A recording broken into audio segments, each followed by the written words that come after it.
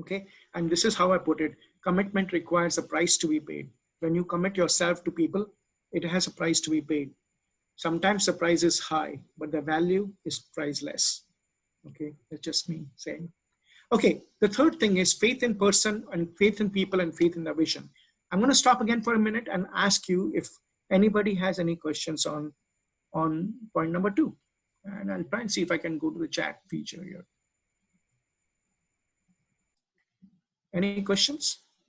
Okay. I have, I guess, something I've seen myself, and I've fallen under the trap of being helpful to people and workload.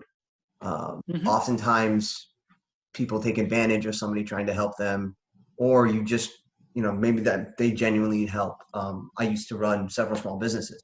So when an employee came to you, I was their boss, I was the owner, it was okay. Let me help you, right? I had an open door policy. I'd like to think I backed that. But, sometimes I'd go half a day dealing with everybody else's stuff and doing things for them and helping them. And then half the day would go and I realized I didn't get any of my own work done. Do you have any advice about trying to get that balance of being a good leader, helping your employees, helping the people on your team, and also taking care of yourself and getting all those things done? Sure, absolutely. So that's a great question. Again, you guys are coming up with some really good questions here. So the way I put it is this. First of all, think about it in this way. Of course, people will come to you because you're helping them. They will always come to you, right? The one thing which we all need to learn as leaders, and this is in a positive way, right? Learn to say no. Okay, that doesn't mean you're not going to help them. When you say no, it doesn't mean you're not going to help them. What it means is you know your boundaries, right? But again, people will start respecting that because people will know that your yes is yes and your no is no. See, sometime back we also talked about integrity. How do you gain credibility is simply this, is let your yes be yes, let your no be no. When you say you're going to do something, you do that. And when you say you're not going to do, you don't do that. And believe me, people respect that more than somebody who is toiling. And if you think that people are taking advantage, are just dumping work on you just because you say yes, by all means, you need to fix that. Because there are some things which you're going to do is you're not going to do things just because nobody else is doing, right? No, just because you have to do it and somebody's taking advantage of you. So it's not about letting people take advantage of you. What it is all about is this, simply, it is about helping them. So that's the first thing. Maybe you need to learn to say no, number one, but say no in a way where it's not because you can't come to me again and again with this, but it is more like, hey, listen, this is what I have. Here's what I can do. And if you even say this, yeah, hey, listen, if I say I want to do something, I want to make sure I do it. And if I know I cannot do it, I'll rather be honest with you and tell you that, you know what, I'm sorry, I can't do this. But you don't have to stop there. You can always suggest to them, how can they get the problem solved? So that shows concern. So you're showing concern, but at the same time saying, hey guys, I can't do this for you, but I know how I can help you. That's one. The second thing you want to think about is maybe you want to teach people to fish rather than give them a fish. So if that makes sense, then maybe you want to say, okay, I'm going to help you this time, but let's do it this way. Let's just sit together. Let's do this so that next time you can do it yourself. Okay. So you challenge them, you nurture them. And as I said, sometimes there's a price to be paid. Does it mean that because you're helping everybody, you're spending 10 hours on a job, whereas everybody else is spending 7? Probably yes. There's a price to be paid, but then it's priceless because not only you're developing those relationships, not only you're getting ready to influence them, but when time comes, they will be ready to help you out also on your stuff. So, and if that's not happening, then again, you come back to the basics and say, this is not happening. I'm not doing this because here is how I see it, and being open and honest about it, if it makes sense. Okay. Thanks. We have another question in the chat. What if you believe in someone and you encourage them, but they don't believe in themselves? At what point is it okay to walk away until they're ready to hear the message? That's again another great question. A great leader will always want to help people believe in themselves, right? There will be people who will not believe in themselves. And I'll be honest here, I have been myself at that place where I don't believe because I'm going through a season, right? So what you want to see is, and we'll talk about it a little bit more actually on mentoring and coaching people. Okay, so we'll talk about it a little bit. We'll try to do an exercise also somehow. But really, you're going to coach them. You're going to help them see the potential in themselves. But at some point, you might have to decide that this is not working. They don't want to be nurtured. They don't want to grow. So then you have to keep the bigger picture in mind and say, here is what I have got. Here's my mandate for me. How am I fulfilling my mandate for my team? If I'm going to spend 20 hours on this person and it's not going to help me, this person is just refusing to change, refusing to do anything, I probably want to take that away and spend time where it's worth the most, right? Get the best bang for my buck, to say it that way. But you don't want to give up on people still. You want to continue to encourage them all the time. But you may not want to. You may not want to spend that much time. Here's how you do it. You just give them a task, okay, and say, here's how I want you to do. Here's how I see you. Some of them may need professional help. So that's where you get a professional coach out for them, if that's possible. Not everybody can be a coach to everybody. So sometimes you might come to a point and say, this is not working because everything I say is coming up with some kind of objection. And I will talk a little bit more about it when I talk about mentoring and coaching, and maybe that will clarify even further. Okay. Any other questions? All right. What time are we taking a break? I want to make sure we are still early, right? You can take a break at around 2:15 or so, maybe 2:15 or so. That sounds good. Okay. So 1:50. So I have another 25 minutes before we take a break. So let's go to the third thing, faith. Faith in people. As I said, the first one will take time. Then there are some which will not take as much time, but faith in people is, again, a very important thing to influence people. Not only you have faith in people, you also have faith in the vision, okay? Show faith in the vision. And how do you do that? I love to tell stories. If you have not realized so far, I'm a chatterbox. I like to tell stories after stories after stories. And my 20 plus years have given me a number of stories to talk about. So this is a story to my shame. So forgive me, but I still feel it's going to help you. So I'm going to tell you. So I was working for this company here. I used to work with the CFO before, and he got me actually into this company. And as I was working with him, within 3 or 4 months of me working with him, they let him go. So they fired him, and a new boss came in, new woman came in, who was my boss, new CFO. And the old CFO was a very, very good friend of mine. So I was very upset because they did it in a really bad way. They didn't tell him anything. They just called him on a Friday, fired him, didn't give him any explanation. And then the senior director comes in and he tells us as a team that this guy is fired. We already have a new person. She's joining on Monday. So I was like, what in the world is this? That's not good.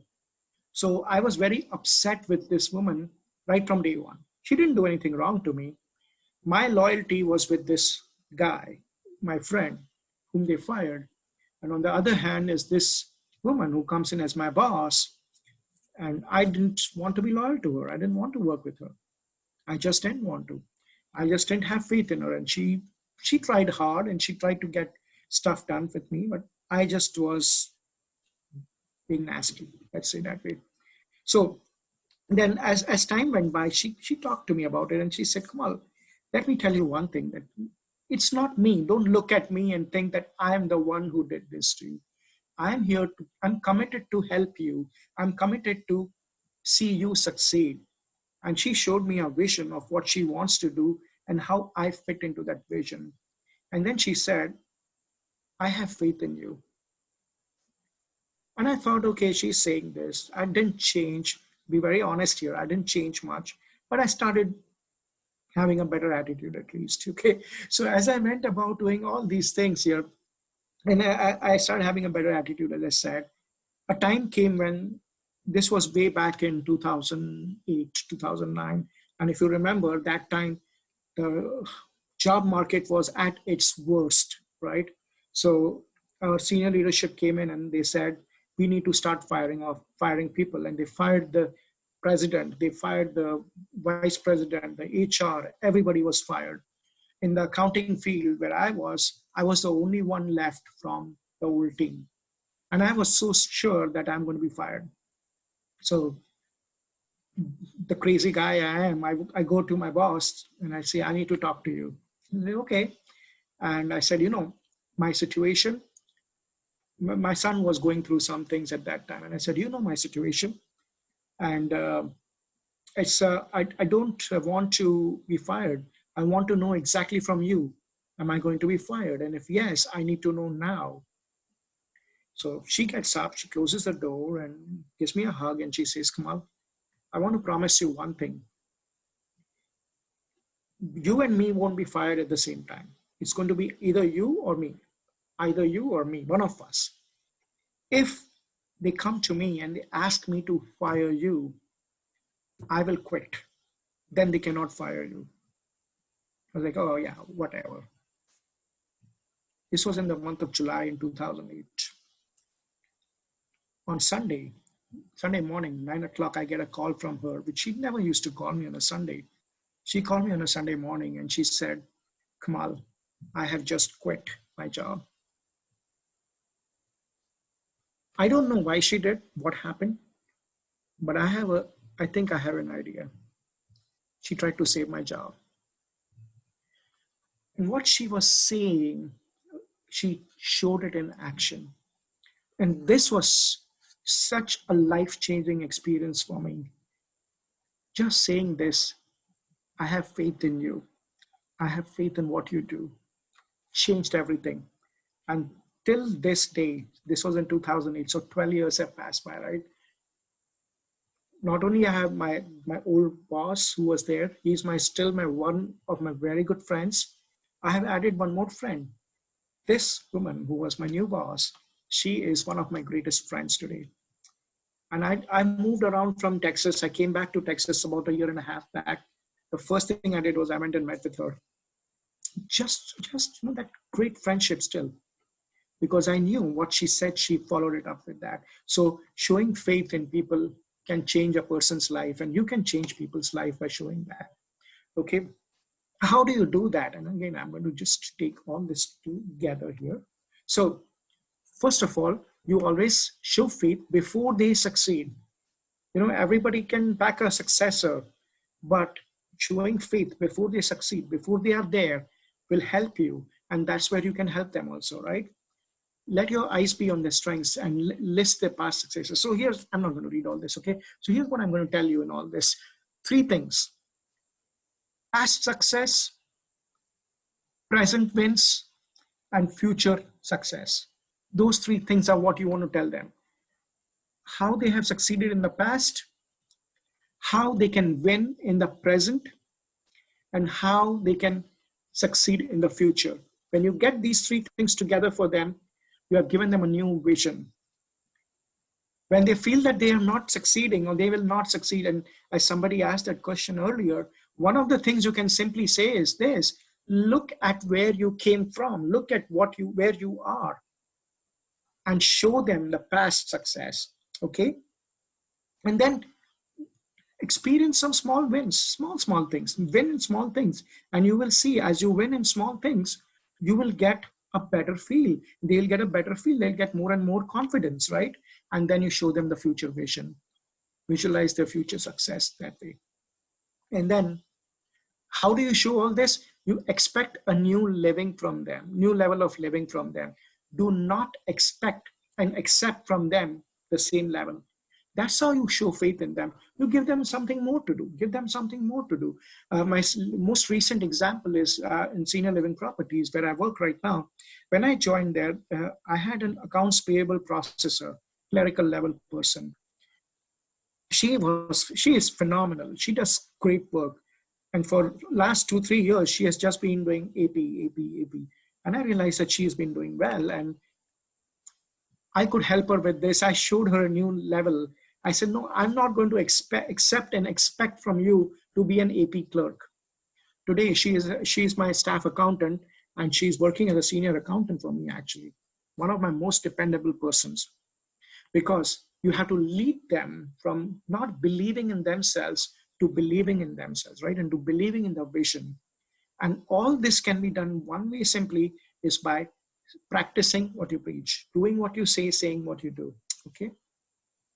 There was an activity which I had here. I don't know how I can do this, but I'll just explain to you how we did it. And then I'll think about, let me know if this works for you.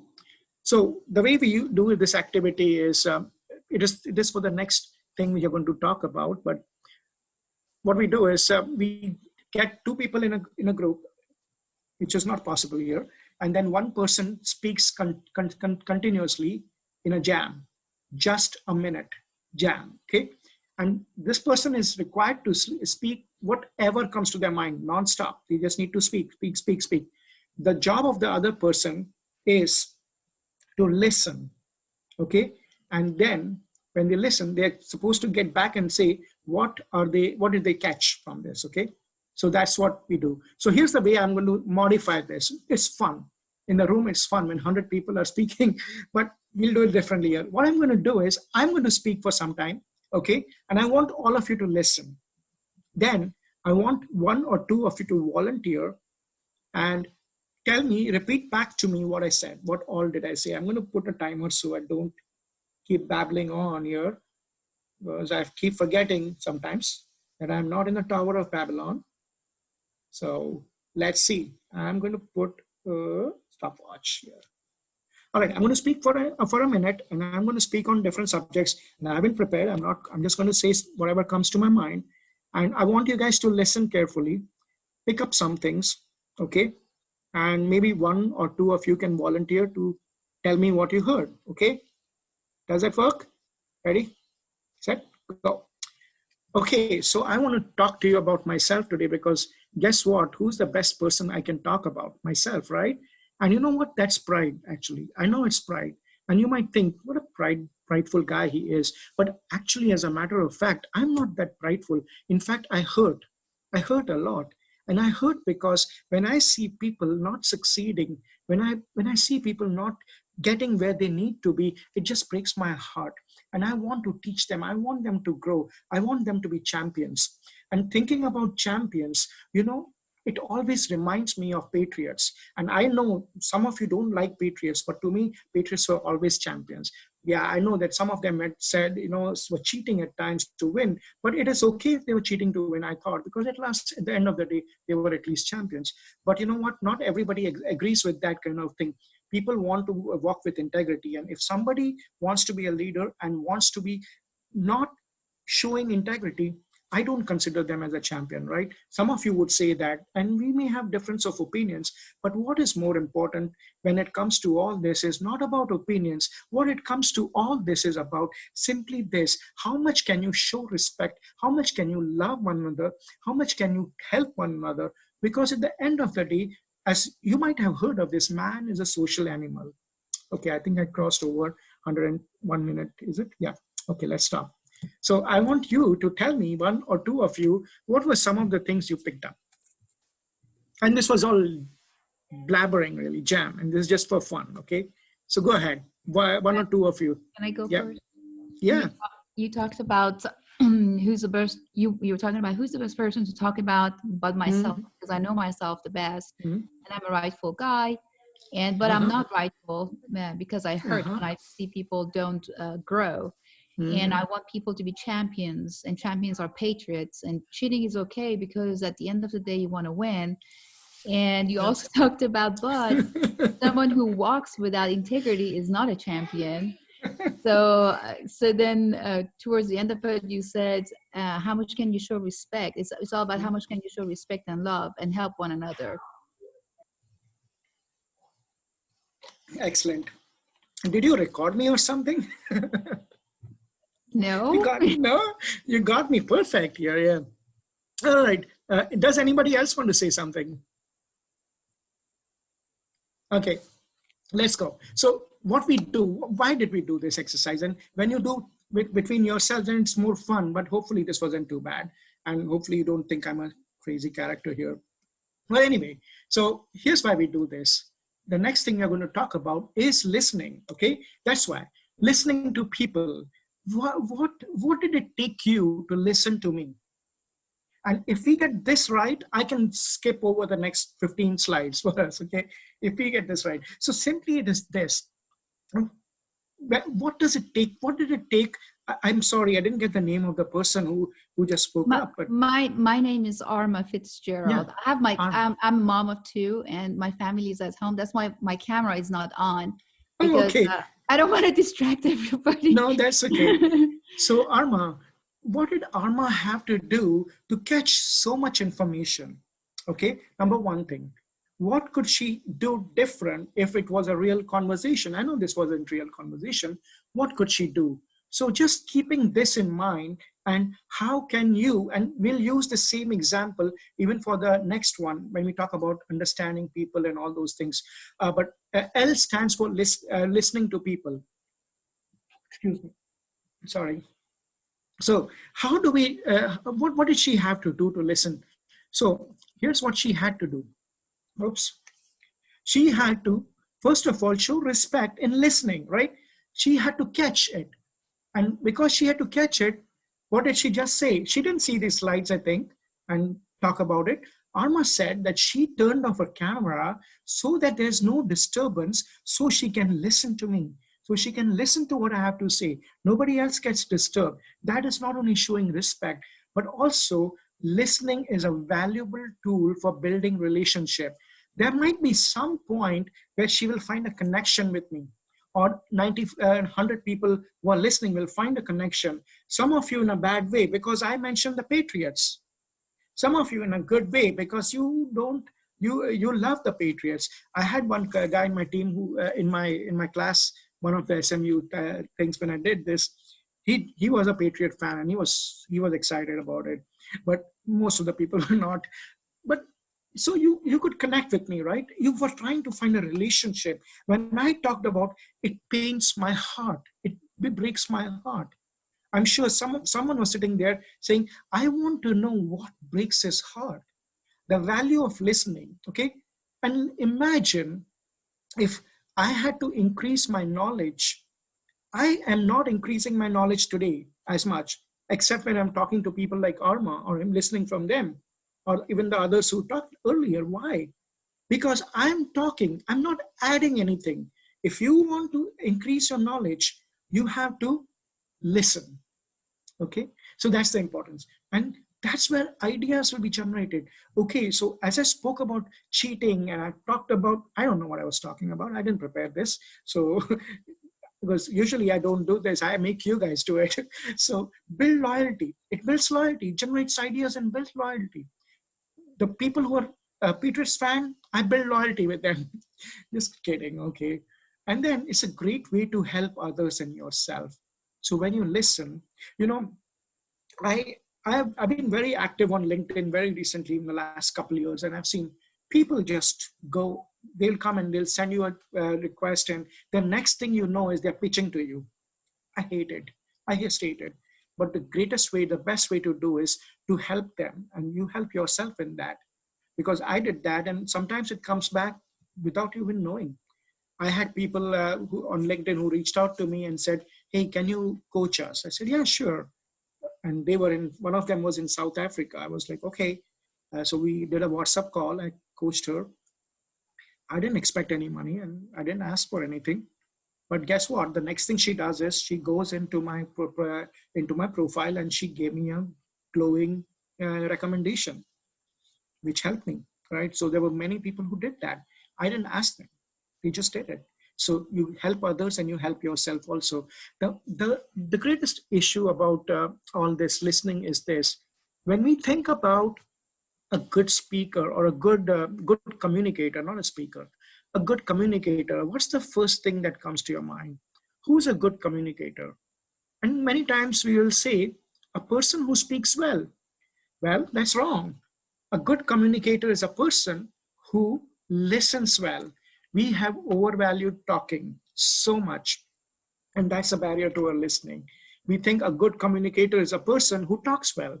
No, a good communicator is a person who listens well. Okay, I'm going to bring all, sorry. So again, some of the barriers which Arma talked about, she turned off everything because she wanted to focus.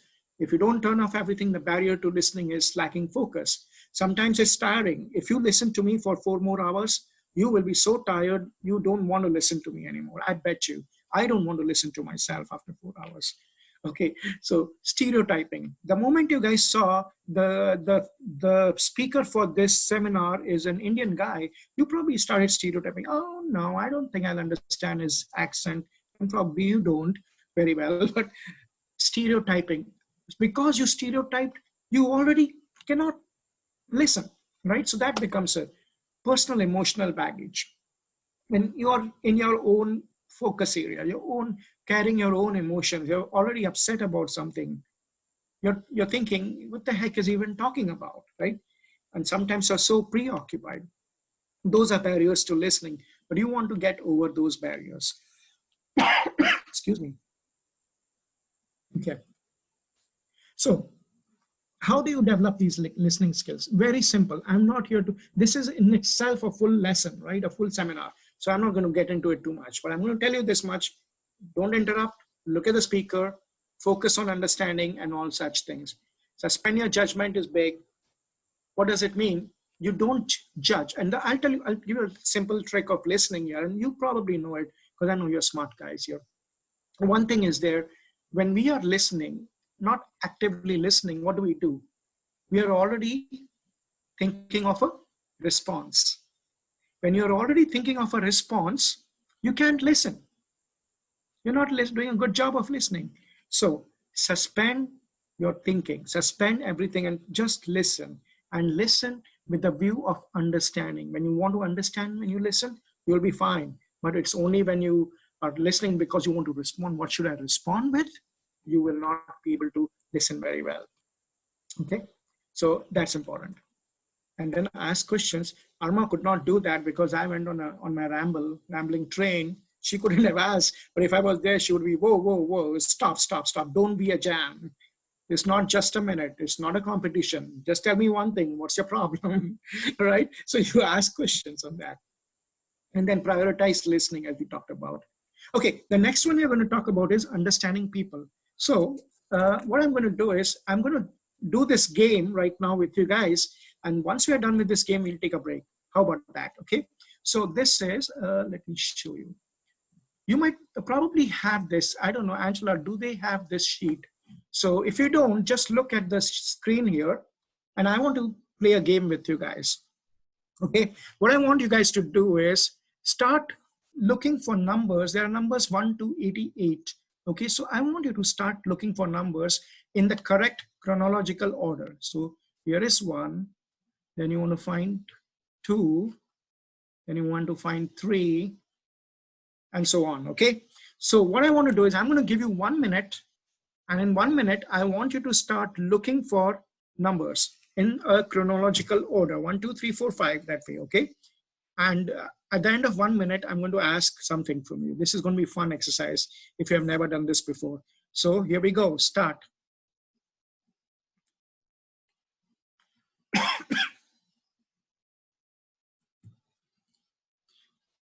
Everybody got that? 1, 2, 3, 4, 5, 6, 7, 8.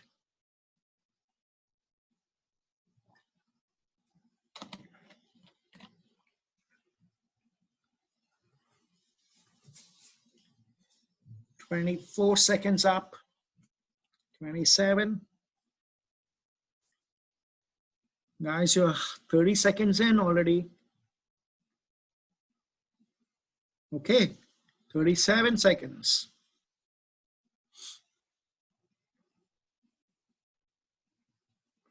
Okay, 15 more seconds to go. 10, 9, 8, 7, 6, 5, 4, 3, 2, 1. Stop. Stop. Okay. So how was it? How many numbers did anybody get more than 10? I'm sure you did. Some of you got more than 10, right? Anybody got more than 20? More than 20?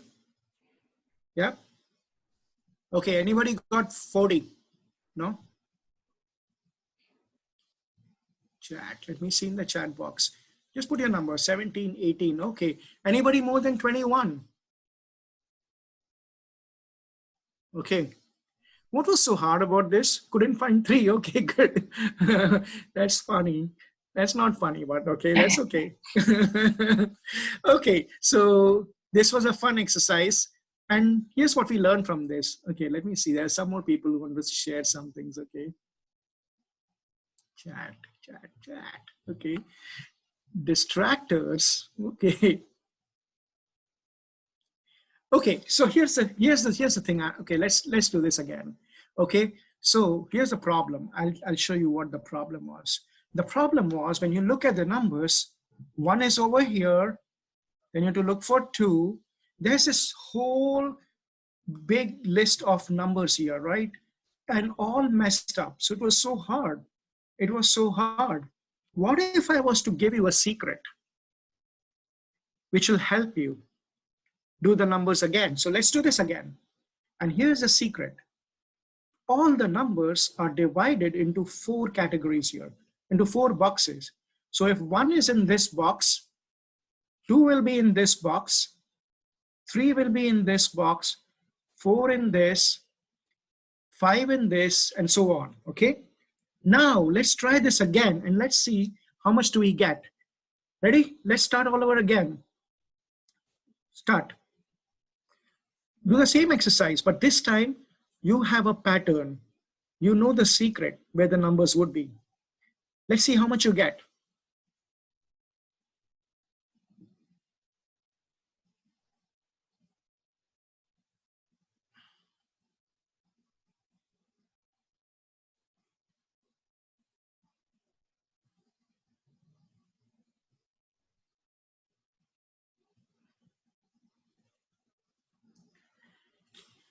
"30 seconds up.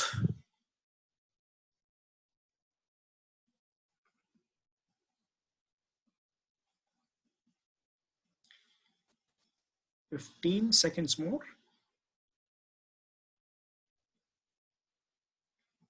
10, 9, 8, 7, 6, 5, 4, 3, 2, 1.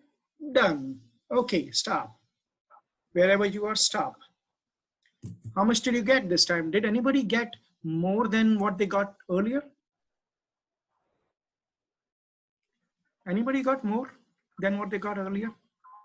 Yeah, I got 10 more. Okay, great. 40, 34, 29. So it seems like most of you guys got much more than before. What was the difference? It was the same numbers. What was the difference? It was simply this. There is 88, yeah. We know where to look. Exactly. You knew this trick. You knew where to look for the numbers. You knew the pattern, okay?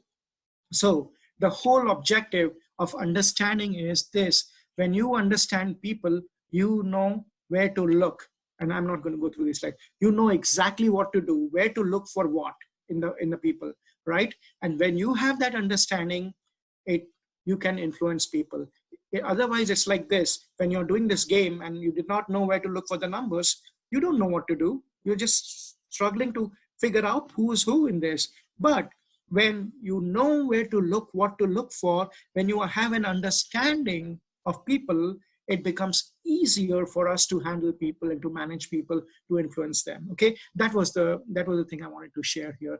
So I'm going to stop here for 10 minutes. We will come back at 2:30 and we will continue. I'm going to leave this on here. I'm just going to stop my camera here, stop my video, but I'm going to leave this on so I don't have to dial in again. And I will see you guys at 2:30. All right.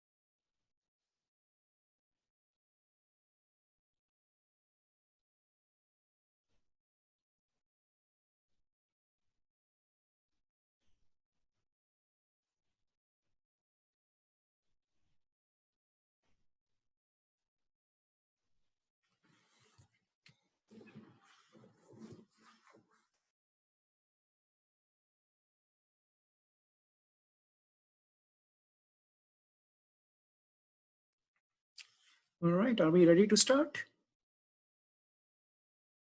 Yes. Okay, excellent. Did you guys watch the space launch, the launch of the rocket while on the break? Some people had this chat going on there. So that's okay. Good. So let's just continue from where we were. And before we go, I'll address a couple questions which I saw on the chat during the break. First is there was somebody who said, if we do the pattern thing, are we trying to put people in a box and we are not really not thinking outside the box? So that's a great question again. What I would say is, no, we are not putting them in a box, because everybody is different, right? But people are predictably different. That's how I put it. And we're going to talk about it when we talk a little bit about DISC. And I know you already know about it, so I won't really take too much time on that, but I want to talk about it a little bit, and that would answer your question. What we are trying to do is trying to understand in general about people. And once we understand in general, then we can work with them, right? And we'll talk about it in DISC. The second question which was asked is, uh, there's somebody who just wants to pretty much do what he wants and wants everybody to follow him, basically, and pretty much a D, as we're going to see in the DISC. But here are three things we can do immediately for this person. Number one is make him see that you care, okay, that you want him to succeed. And we'll see in the DISC is the people who are of such nature are usually the D type of personality and the dominant type of personalities. And if they're dominant type of personalities, then their greatest fear is that they will be taken advantage of. So if you can convince them through your behavior that you're not going to take advantage of them, they'll be fine. And they will be willing to listen to you. Okay, that's one. And make it look like it's their idea. Don't tell them my idea, you need to follow. That won't go very well. Third is ask a lot of questions. Okay, those are the people whom you can ask a lot of questions, and the questions you're asking are not like how do I do this, because D's don't know this. He probably won't even know how to do it. But you ask him is, what can we do and what would be the bottom line if we do this? Ask bottom line related questions from them. Okay, and then you'll be fine with them. So that's what it is.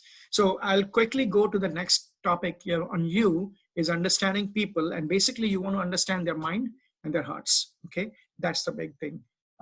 We talked about DISC a little bit just now. I'm going to talk very quickly about DISC here, because I know that you have other classes where DISC is being taught to you or told to you, but I will just, for those who have never heard about DISC, I'm just going to talk real fast on this.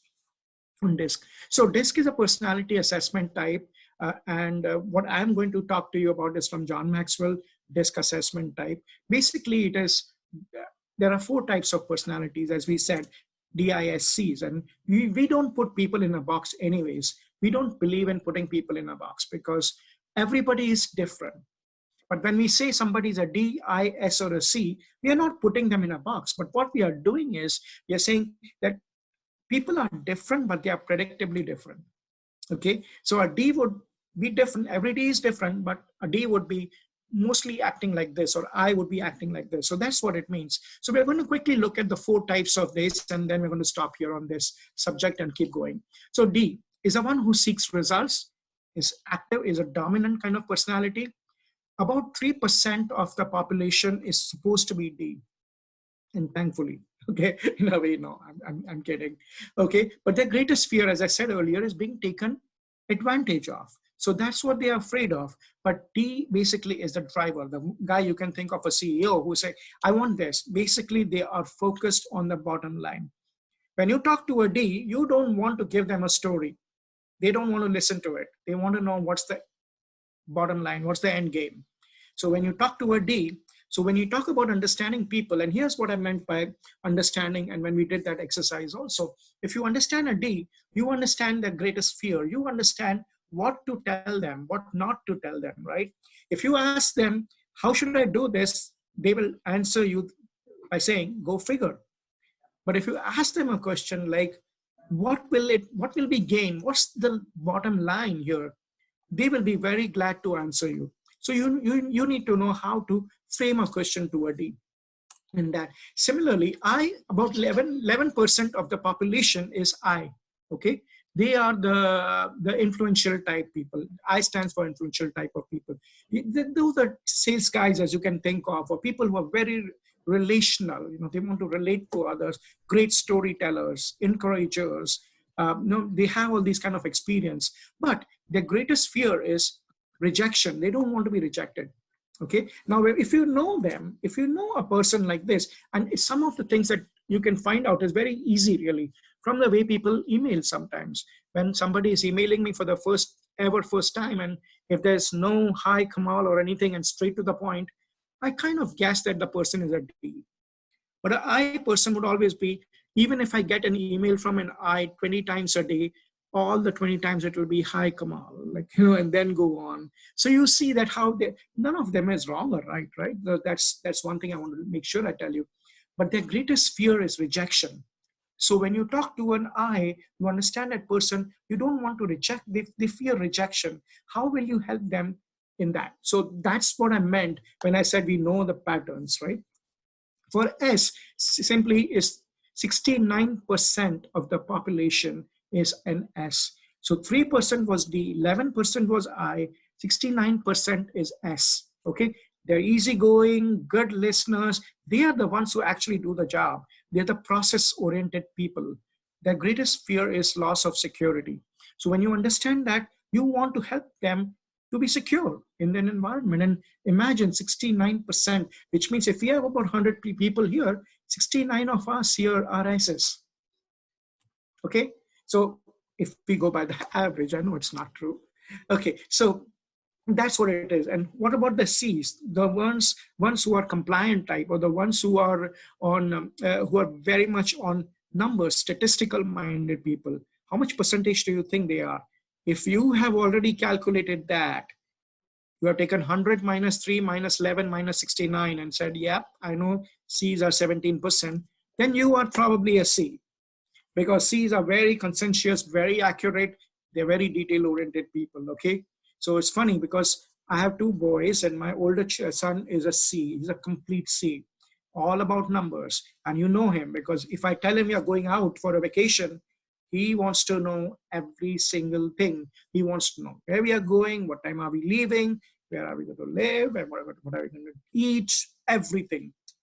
My older son is a D. He doesn't care. If I tell him we are going, he'll be like, okay, let's go. And so he's a combination of a D and an I, I think, yeah. So it's funny, but that's what he is. He doesn't care. For him, it's like, let's go, where are the tickets? So the greatest fear for C's is criticism. They don't like to be criticized. That's why they want to be very accurate. And every person has a role. So I don't want a D or an I to be doing my aircraft, right? But a C who's very precise should be my pilot. I would rather have that. But I don't want a I or a S or a C to be in charge when there's a fire. I want a D to be in charge, right? So because I want action. So everybody has his place. So what we are trying to do in understanding people is we are trying to understand their styles. And when we are understanding their styles, we are wanting to make sure that we can work with those people in that perspective. We are not trying to box anybody. So if that helps. The other piece that you want to do is about, you want to think through in understanding people is emotional intelligence. I'm sure most of you have heard about this also. When we talk about emotional intelligence, there are 4 components to emotional intelligence. Self-awareness, that is our ability to actively perceive our own emotions, okay? That's something we want to develop, okay? How do we understand our own emotions? And management is, how do we manage our own emotions, right? After knowing our emotions, managing our own emotions. And social awareness is the third portion to it, where it talks about our ability to accurately pick up other people's emotions. Sometimes, they say there are some people who bring light, who bring joy when they come into the room, and some when they go out of the room, right? And how do we know that? When we are socially aware. When some people come in, they bring light and joy, and some people when they go out. So we don't want to be that kind of people, right? We want to be the ones who bring in. But social awareness is really that, where you understand the emotions of others and you understand how to react. That's your social competence. Ability to use your own awareness and the awareness of other people's emotions to manage your interactions. That is what is emotional intelligence for you, and that's what you want to understand. That's where you want to spend time and learn this more. Okay, and when you understand this, you learn and you develop yourself in this, you can understand people better, and then you will know how to deal with them there. Okay, okay, let's see if this will work.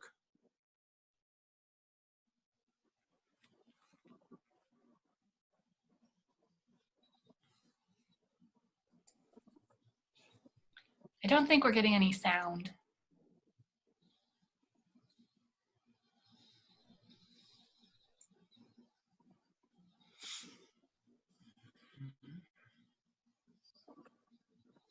Oh.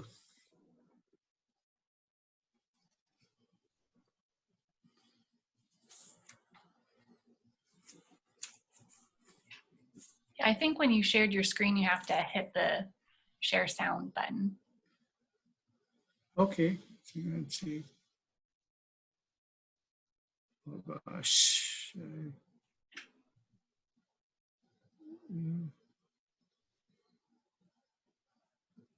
Okay. So I think it's when you actually share it on Zoom. Uh-huh. That's down at the bottom, the green share screen button. Okay. Okay, that's where I'm. Yeah, it'll let you choose which of the screens you want to share, and then there's a little checkbox down in the bottom left of that corner that should say share screen. Okay, let's just try this for a second. Oh gosh, just give me 1 second again. Let me try one more time. If not, then we'll just proceed. Let's see.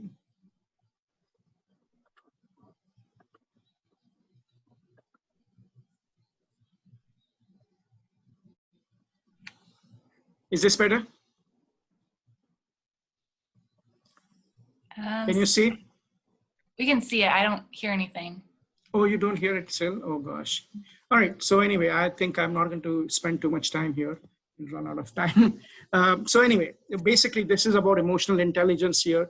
The great, and probably you guys have seen the movie Inside Out, right? So really it is about how does the joy and sadness, they're both trying to help this guy here, and how sadness actually uses emotional intelligence to make him feel better. So that's what I wanted to really point out here. Anyway, I'm sorry about that. I've never done this before, so we'll just move on.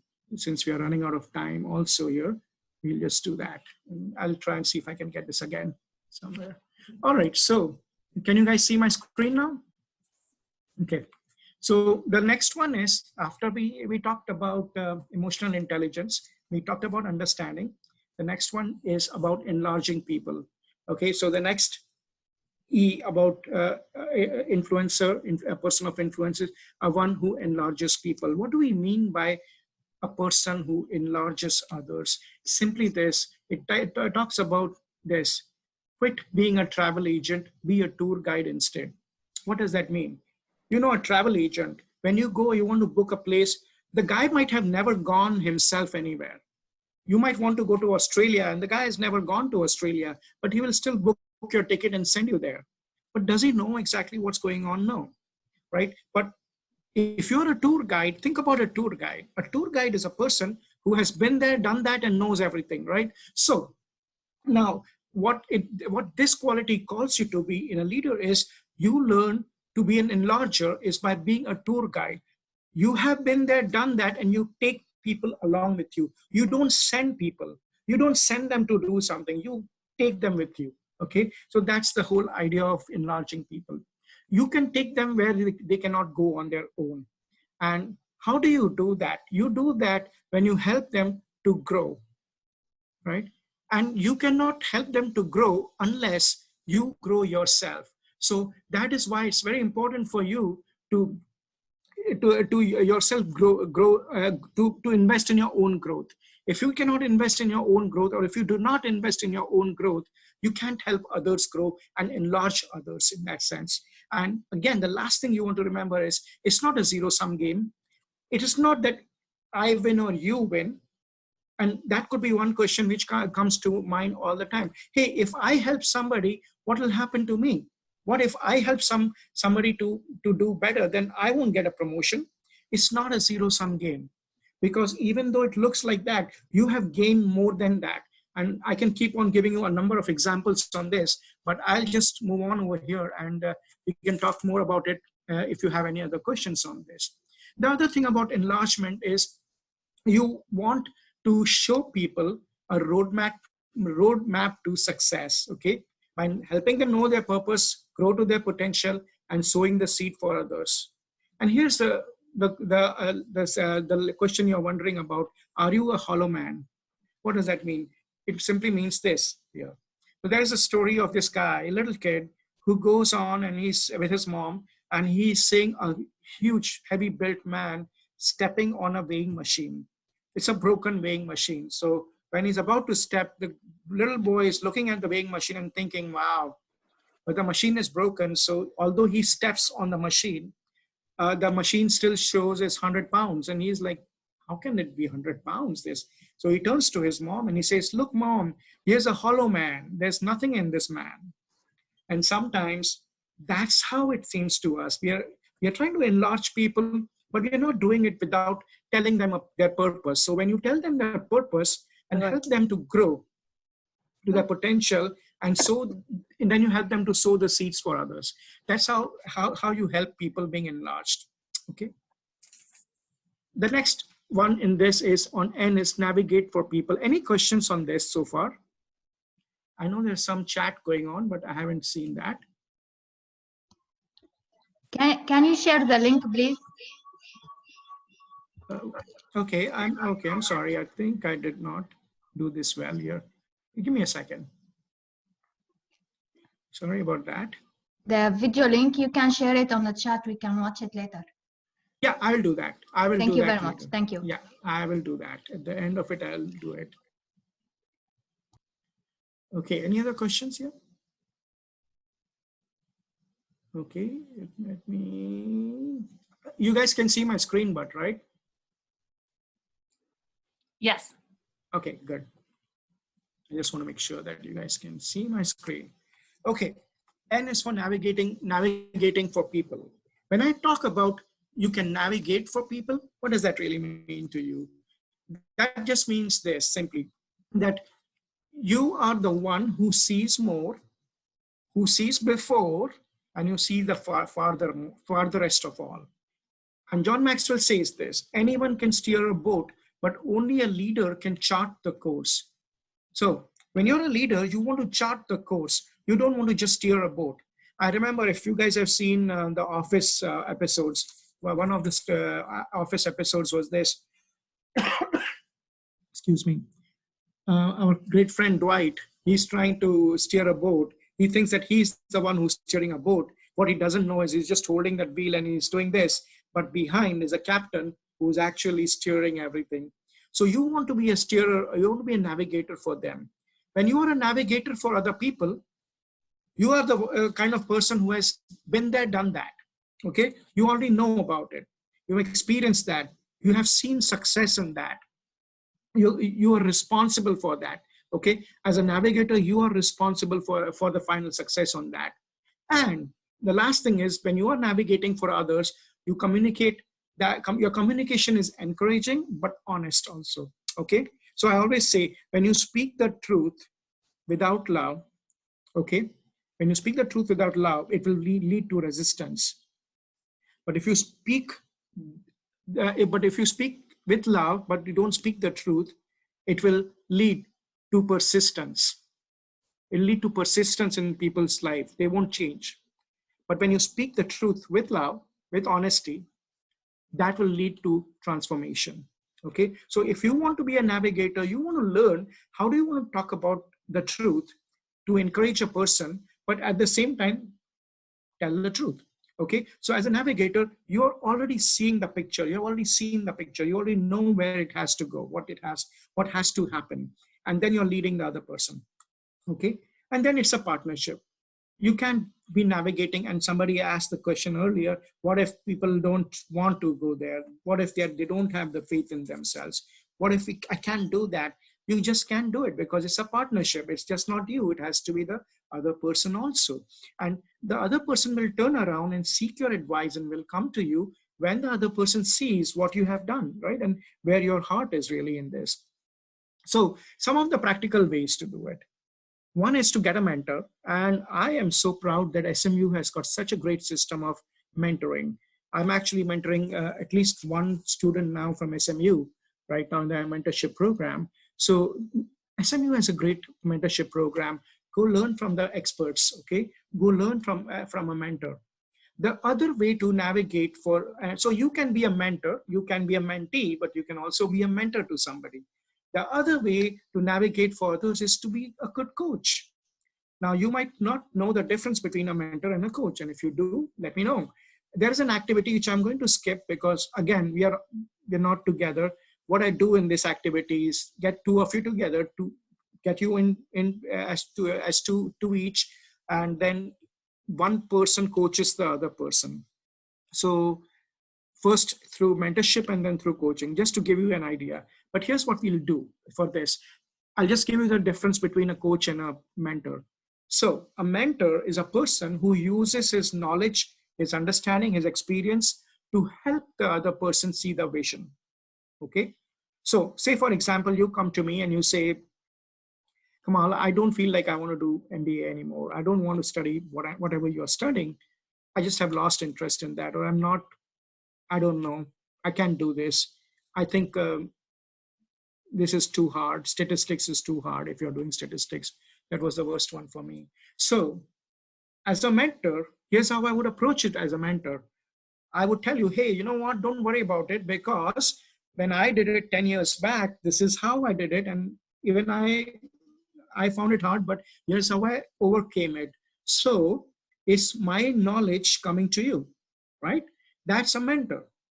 But a coach is not the one who would offer his advice. In fact, a coach strictly should not be giving advice. It is helping you to discover for yourself what's within you, right? So if you come to me with the same question, and if I'm your coach, here's how I would handle you. Here's what I would say. I would ask you more and more questions. I would say, why do you think you don't like statistics? Well, it's too difficult. What can you do to do better? What do you think you can do better? And then you'll come up with something. And so what am I trying to do is, by asking you questions, I'm making you think about it. I'm making you think about the answers, and what is inside of you, it comes out. So for example, when I was doing the training, was being trained myself, the guy wanted to teach me how to juggle 3 balls. And he taught me, and at the end of 10 minutes of coaching, I could not do 3, but I could at least do 2 balls a little bit, right? So, and then after that, he revealed he never knew how to juggle balls and he had never done it. What does that mean? As a coach, you don't have to be an expert in that field. You just have to ask the right questions. And that's where I go back to that question which was asked earlier, saying, what if somebody doesn't have faith in themselves? Ask them questions, ask them the right questions. Why do you think you cannot do this? What if this was to happen? Imagine if this is there, then what happened? So you start framing your questions and asking them, okay? So that's how you help them out with that. This piece is really interesting to me, connecting with people, okay? Again, there's another activity which we do, and what we try to do is we try to find out something which is uncommon but common between us. So what I try to do here is, again, I get you into pairs of 2 and ask you to do this. But here's what we do really. I try to show you in this, it's okay to connect by asking some simple questions. And probably that's how you start off, by connecting with people. But like you might ask me, okay, where from? And I say, okay, I'm from India. Okay, great. If you're from India, then you say, oh yeah, we're from India. So you have started a conversation. We're trying to find a connecting point, right? Or the other bad one is like, I say, who's your favorite team? And I say, my team is Patriots and I have lost 98 of you here, right? Okay. Or if I say Dallas Cowboys, yay, we have a friend here. So that could be one way of connecting with people. But let me tell you, that's very superficial. How about trying to connect with people by asking them some really deeper questions? By really asking them deeper questions, by something like, what's your goal? What's your life goal? Or what are your struggles? And of course, I can't ask you right now, hey, what are your struggles? You're going to say, you're crazy. So I have to start somewhere. But what we are trying to say here is, what I'm trying to say here is, and when I say connecting with people is, you can connect with people when you ask them deeper questions. Okay. So try, if you want to be a good influencer, don't connect because somebody loves Dallas Cowboys or loves whatever, but you're trying to connect with people because of a deeper connection. And some of the questions that go, and here's a formula for that: credibility plus communication is equal to connection. When you communicate with credibility, you have a connection. And here are various ways people connect.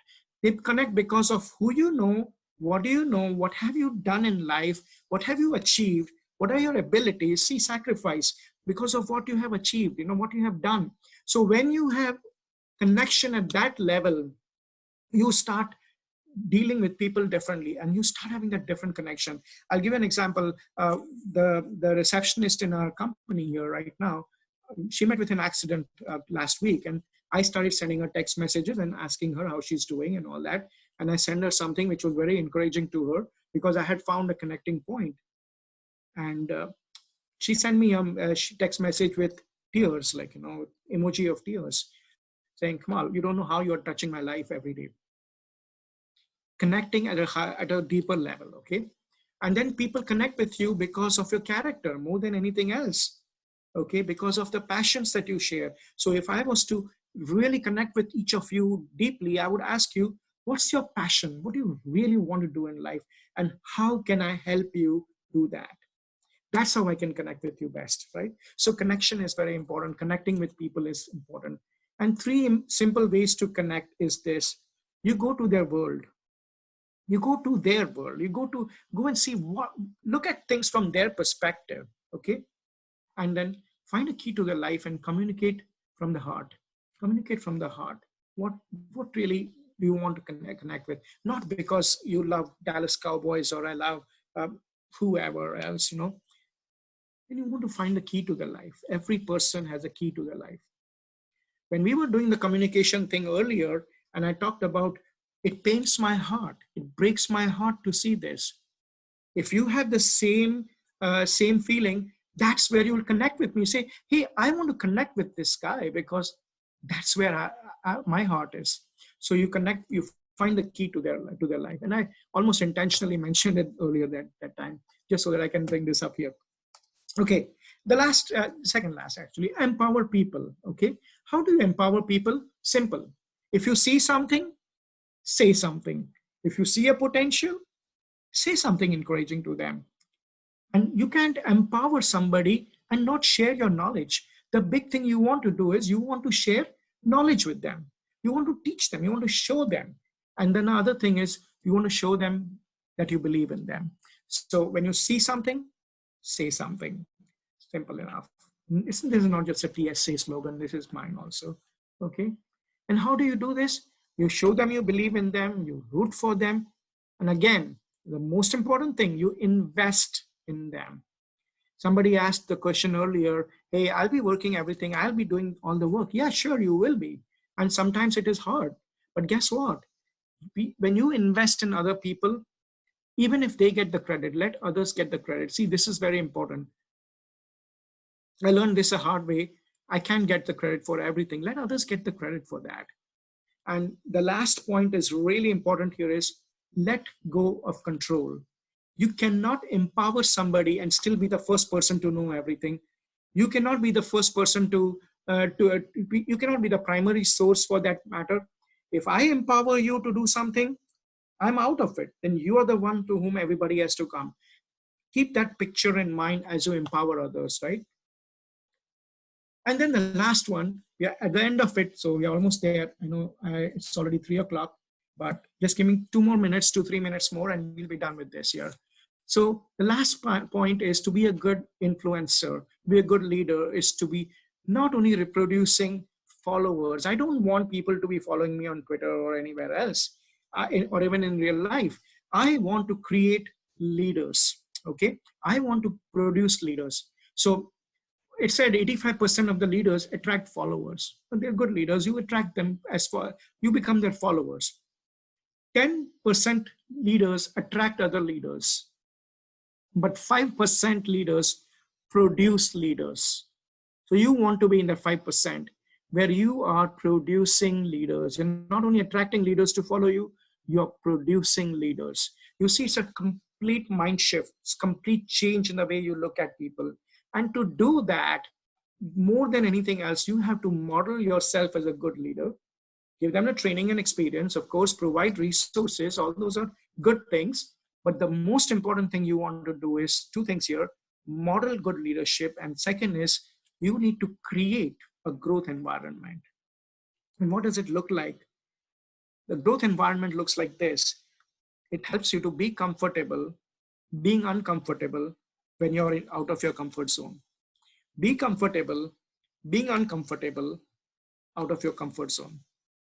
That's one thing you want to teach. That's how you want to help people, push them a little bit. I did that just yesterday, actually. On Friday, I did that, Thursday or Friday. I called my senior accountant and I asked her to present something 3 minutes before the call. And she called me back later. She said, Kamal, I know why you did this to me, because you want me to grow. So she didn't take it badly, because they learn, they understand. They are creating a growth environment this way. The second part is, very often you have heard this: it ain't broken, why fix it? But that's not how a growth environment is. The growth environment is, even if it's not broken, even if you think everything is going great, you're still looking at it to see, how can I further go improve this? How can I make it even better? How can I make it better? That's a growth environment. That's an environment which says, I want to do even better than this. And the last thing here is, it takes away the fear of failure. In a growth environment, it's okay to fail. They say failure isn't a bad thing if it doesn't attack your heart. Success is all right if it doesn't go to your head.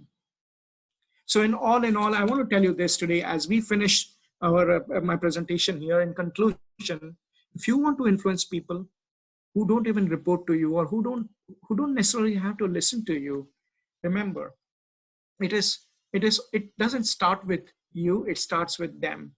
When you have them in mind, and then when you start being an influencer, as we saw, you will see things just totally from a different angle. And when you start doing these things, starting with integrity, there's no second way of doing that. Starting with integrity. And by the time you're up to your R in influencer, you're reproducing leaders, you're reproducing leaders. You're not just having leaders follow you. There are others who are, and just imagine what happens. It is an exponential impact. If you have people following you, it's an addition. If you have leaders following you, it's an addition. But when you produce leaders, it's an exponential impact. They are the ones who are carrying your message again there. So that's why it's also important. So I'm going to end with this here. This is a recap. If you have any other questions still, or if there's something else you still have and I haven't spoken about, I am open to talking to you right now. Let me see, where is your chat?